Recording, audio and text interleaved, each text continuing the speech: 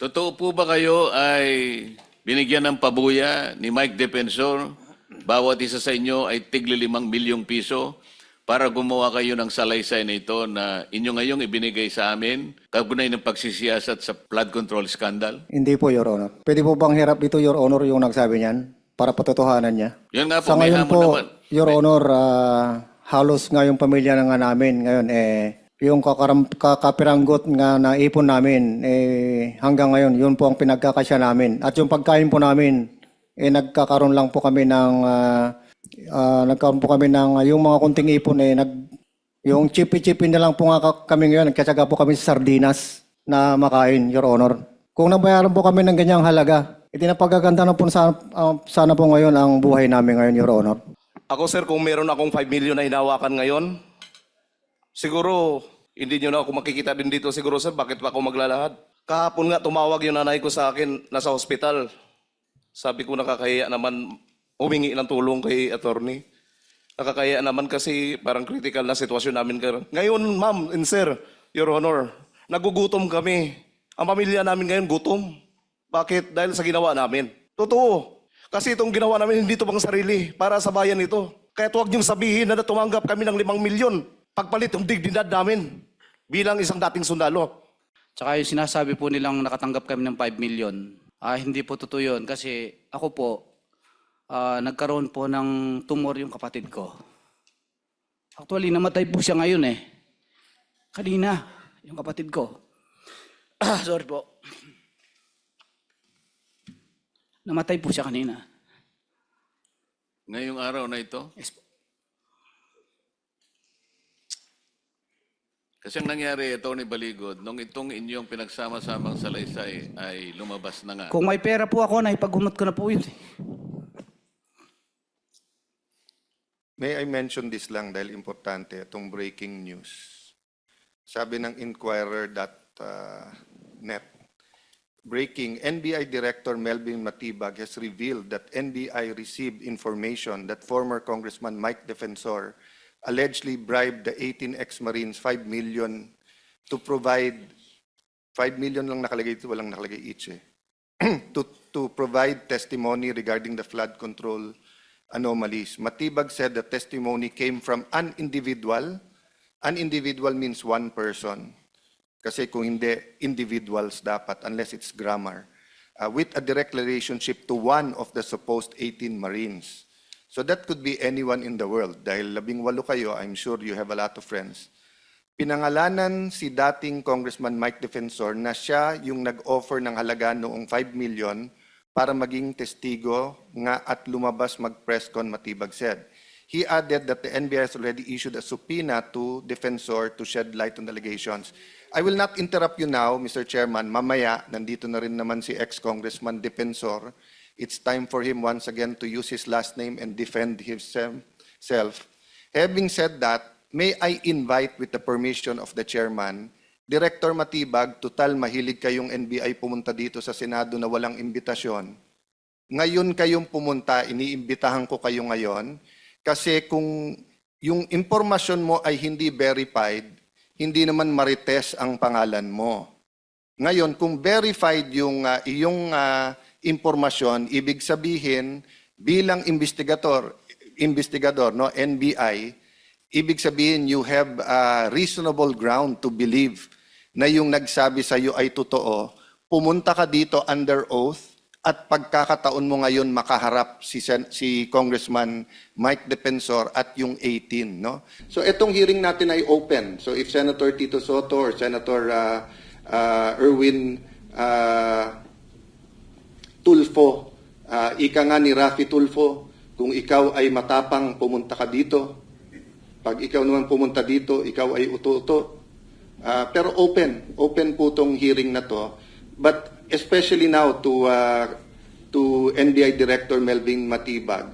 Pumunta ka dito, Director, kasi ako, interesado talaga ako kung nagsisinungaling itong 18 ito. Pati si kumpanyero Tony Levy, kasi napakalaking disservice to sa ating bansa kung gawa-gawa to or kung may dagdag bawas kayo sa testimony nyo.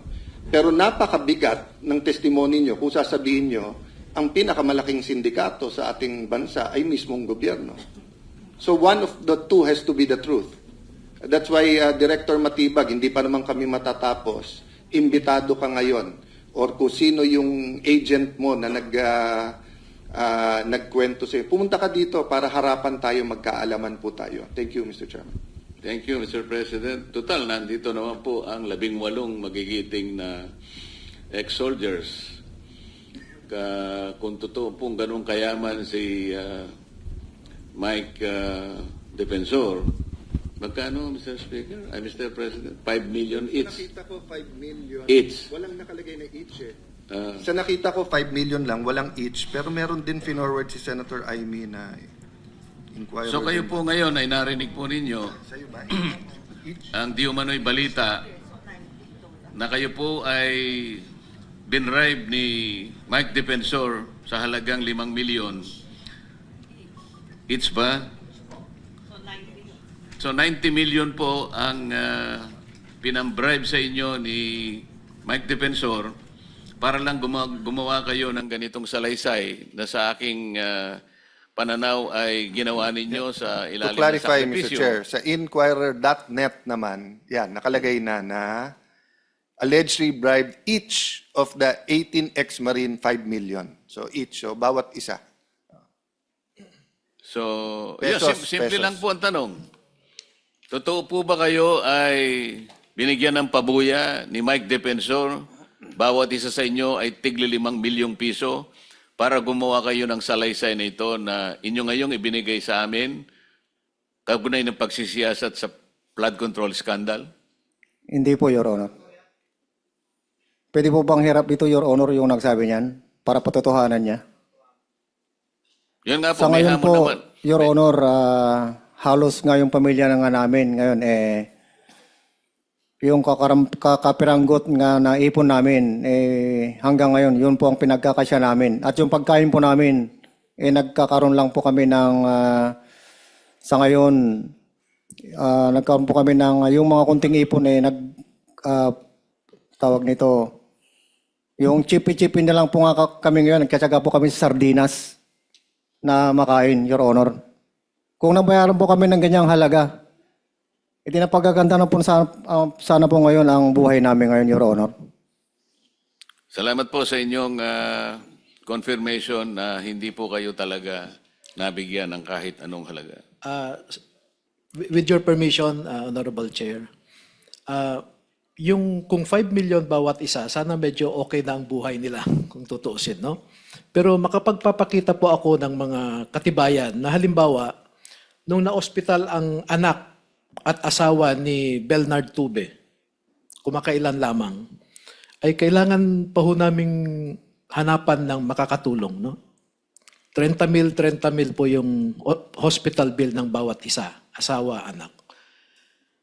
Nung naoperahan yung nanay ni Bobares, talagang pinaghirapan ko rin po na makaambag at nasa akin din po yung resibo nung binayaran. No? Nung namatay po ang tatay ni Buduan, kumakailan lang din po, ay kailangan din pong pagtulungan namin para makabili ng kabaong ng tatay niya. No? Baka naman, Atty. Baligod, nung kayo po'y nagtulong-tulong para makakalap ng halagang may tutulong nyo, baka naman isinilid nyo pa sa maleta kasi. Baka napagkamalang akala mo na napakalaking pera naman nung nakalap nyo itulong doon sa mga na-hospital na kamag-anak ng inyong mga kliyente. Alam mo po yung, Your Honors, no? Ang motivation ng mga sundalo na ito, bago nila gawin yung kanilang affidavit, ang sabi nila sa akin ay, Attorney, nasubukan namin ang nakipaglaban. Muntik nang mawala ang aming buhay. Pero sa panahon ngayon, gusto naming magpakasundalo sa mga Pilipino. Yun po ang motivation nila. Kung yung, alam niyo po, kung accusation lang na galing kay Matibag, naaawa po ako sa NBI dahil eroded na yung credibility dahil kay Matibag. Kali na po, alam nating gagawa lahat sila ng anong klaseng usap para lamang bigyan kayo ng batik, para lang hindi kayo paniwalaan ng ating mamamayan. Ang mamamayan po ngayon ay nakikinig. Sila po ay sumusubaybay sa pagdinig na ito. Sila po ang higit na nakakaalam kung sino kayo. Dahil alam nila ang katotohanan sa likod ng inyong mga sinasabi. Atty. Baligod, inumpisahan ko ito nung dumating dito si Master Sergeant Orly Gutesa. Pinagsisihan ko nga na naipresenta ko pa siya, hindi ko kasi alam na ganun ang gagawin sa kanya. Ang buong akala ko kasi, Atty. Baligod, ang isang taong katulad niya, talagang hindi ko siya kilala. Wala akong panahon noon na kausapin siya, kaya lang nagmakaawa siya na kung pwedeng makausap ko kayo. Ang sabi ko, mag-aalas 3 na. I can only spend at least 10 minutes. Kasi babalik ako, ayaw ko mag-absent dito. Nakita ko siya, may dala-dala siyang kasulatan, binasa ko, sabi ko, mabigat ito, nakahanda ka bang i-testify ito? At ano naman ang motivation mo para gawin ito? Unang-una po kanya, ako po'y naliligalig na po ang aking kalooban dahil ito po palang trabaho namin. Nakikita namin sa pinag-uusapan po ninyo dyan sa Blue Ribbon Committee, ito po lang mga maletang ito ay puro pala pera po ng bayan pala ito na kung saan-saan lang napupunta, kaya gusto ko pong mag-testify. Alam mo ba kung kahihinatnan mo dito? Alam ko po, alang-alang na lang po sa bansa. Alang-alang na lang po sa pamilya ko at mga apo ko. Hindi pa rin ako naniwala ron eh. Parang added na lang na kumpiyansa. Sige, panotaryo mo nga yan. Kasi talagang alam kong mabigat ang gagawin niya eh. Panotaryo mo nga yan. Pinanotaryo niya po. Nagkaroon pa ng problema, ginamit pang dahilan sa kanya yung notaryo. Walang kasalanan ng tao, parang siya pang pinalitaw na nag-inventary. Para ba siya nakahanap ng notarial seal, nakahanap ng dry seal, at siya pang pumirma? Ganun po yung nangyari. Tinakot yung tao, hindi namin malaman, mga ilang araw namin siyang hinahanap, wala ng contact. Palagay ko yung mga kayo ay na-contact nyo siya one way or the other, pero nawala na lang siyang parang bula. Bagamat yung kanyang salaysay, kagaya ngayon ay pinanumpaan niya. Pero kailangan pa niyang kailangan pa siyang usigin sa notaryo na wala na pong kinalaman dahil sumumpa na po siya sa harap namin eh. With or without the notary, pwede na yun eh. Pero ginamit pa yun na pantakot sa kanya. Kaya kayo po'y tatakutin din eh. Kaya na sinabi ngayon, di pa tayo natatapos dito, kayo'y nabigyan na ng 5 million pesos each. Ganyan po ang gagawin. Sino pa po ang gustong magsaysay ng kanyang personal na kaalaman tungkol sa pagdi-deliver ng pera?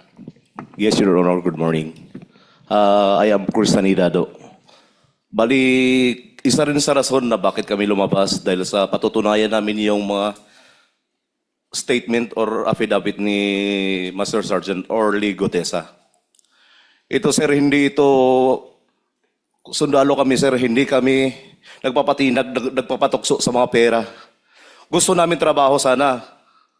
Trabaho na kung saan mabuhay namin, ang pamilya namin para sa aming sariling sikap. So, ang nangyari kay Tap Orly Gutesa, kasi ako ang laging kasama, which is, pag may mga lakad, ako yung driver niya. Partner kami ni Orly Gutesa. Nalulungkot ako bakit ganun ang ginawa. Bakit, kung sino pa yung testigo, sino pa yung nagsasabi ng totoo, yun, bakit ganun tayo, sir? Nasamantala, hindi nila nare-realize yung buhay ng mga kababayan nating mahihirap. Lagi na lang naririnig, puro korupsyon. So yun ang rason, sir, na kahit walang bayad, kahit ano, willing kami magsakripisyo, mag-alay ng sarili namin para mabago tong kalakaran ng bansang Pilipinas, sir. Ito, sa mga media, andyan, alam ko, dahil ako ay isang driver sa House of Representatives, media parking, si Mr. Robin Manahan ay hinahatiran namin ng paper bag.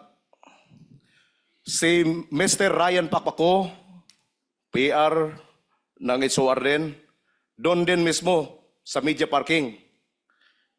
At yung media parking na yun, minsan nag-aabang sila doon. Minsan kami nag-aantay din doon. Doon lang sa media parking. Naka-paper bag. Minsan, nagmi-meeting doon sa bahay ni Ruben Manahan.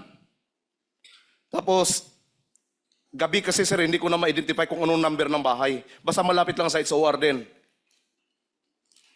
Pero Pero kung kaya mong puntahan. kailangan ko puntahan, sir, Alam gagawin mong ko. puntahan. At i-elaborate ko kung anong Sige. doon binibigyan one time ng isang bag.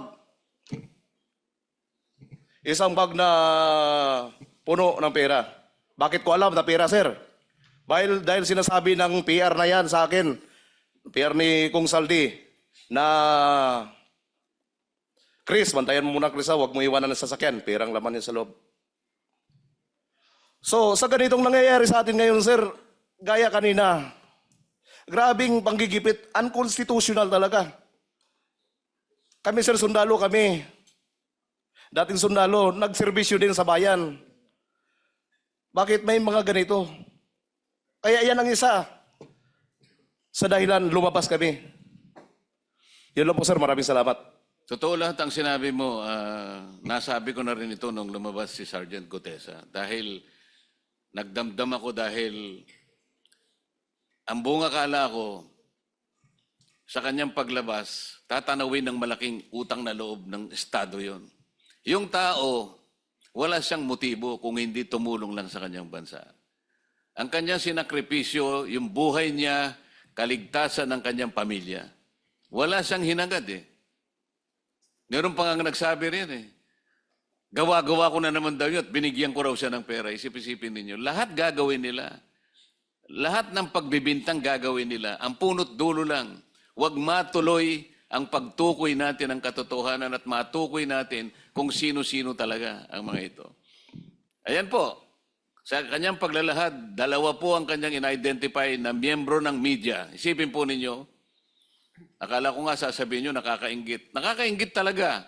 Dahil kayo nagsisikat na buhay ng pamilya ninyo sa marangal at malinis na paraan. Pero sila, mali-malit ang tinatanggap nila. Napakasarap ng buhay nila. Maglalahad lang sila ng impormasyon sa bayan. Pero yung hindi totoo, dahil i-cover nila yung totoo.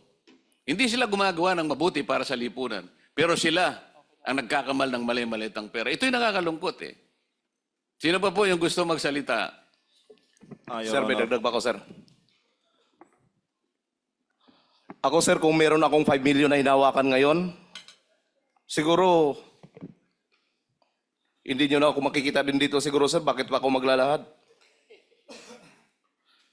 Kahapon nga, tumawag yung nanay ko sa akin, nasa hospital. Sabi ko, nakakahiya naman, humingi ng tulong kay attorney.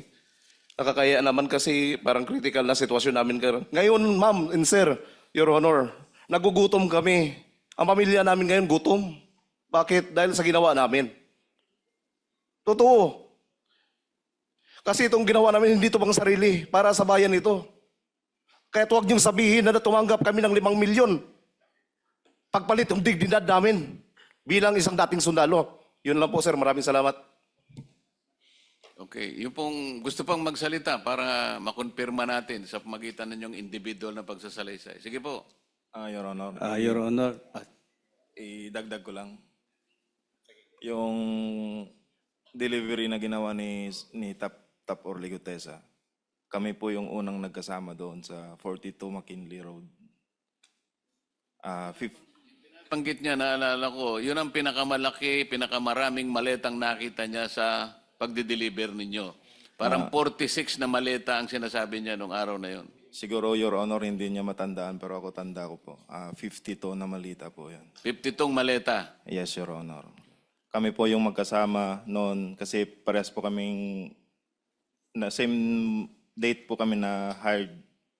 Then yung picture po sa affidavit po, ako po ang kumuha niyan. Yung nakuha po yung mukha ni Tap Orly po. Yun lang po, Your Honor. Thank you. Sa pagsasalita ninyo, sabihin nyo rin, sa pagde-deliver nyo, sino ang tumanggap kasi kailangan po nating malaman.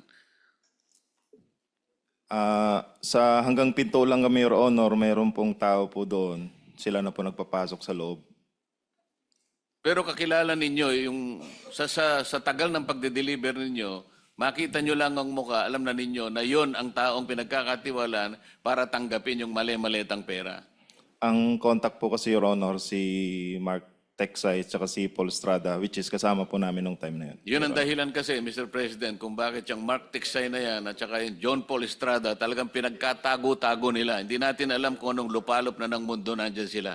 Sapagkat sila talagang pinagtiwalaan ni Saldico, hindi lang sa pagbibilang, kung hindi yung paglalagay sa maleta, at kung sino-sino ang dapat na tumanggap. Sino pa po ang gustong, kayo po? Ako po, Your Honor, Romel C. Galapon po. Itong sasabihin ko, sir, wala po sa affidavit namin. Pero ito po yung detalyado. Kung talagang gusto nyong malaman, kung may mga CCTV noon, pwede nyong i-request. Nag-deliver kami sa 14 Nara Street, South Forbes, Makati. Kasama si Mark Tiksay, driver namin si Henry Wabina. Sakay ang Toyota Grandia, plate number Eco Alpha Golf 4628 noong 29 August 2024, around 19:2500. Pwede pong i-kwan yun, sir, sa CCTV dun sa Anong diniliver ninyo? may photo pa ako dito na kinuha, sir. Pinicturean ko po yung dinideliver Hindi namin. po ng mga nasama maleta. yan dito sa inyong Wala naunang po, sir, wala affidavit. po. Nasa akin po yung picture, sir. Ilang maleta ang diniliver ninyo? 5 to hanggang 6, sir. Kanino po na i-deliver? Sa bahay po ni Congressman, former Speaker Romualdez po. Sino pa po ang gusto mag-volunteer ng kanilang individual na karanasan? Sir, Staff Sergeant Walter Manalansan, Philippine Marines Retired. Nakapag-deliver po ako ng kasama ko po ito si katabi ko, si Rene Julian.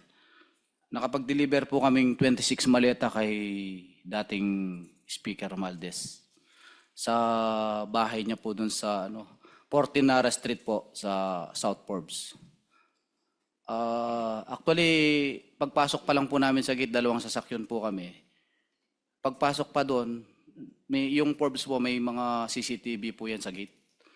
So kung i-request po, yung pagpasok ng mga plate number na 2 van, makikita po doon.